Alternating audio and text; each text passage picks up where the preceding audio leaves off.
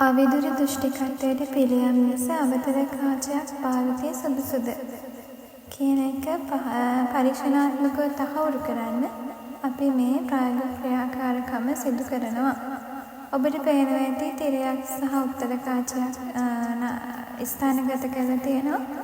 උත්තර කාචයෙන් දුර පිහිටි වස්තුවක ප්‍රතිබිම්බය මුලින්ම තිරය මත පැහැදිලිව දකින්න නැහැ. නමුත් උත්තර කාචයට ඉදිරියෙන් අවතර කාචයක් තැබීමේදී ඔබට පේනවා ඇති තිරය මත පැහැදිලි ප්‍රතිබිම්බයක් දක්නට ලැබෙනවා. දුර සිට පැමිණි වස්තුවල පැහැදිලි ප්‍රතිබිම්බයක් තමයි අපි මේ ලබා ගන්නෙ.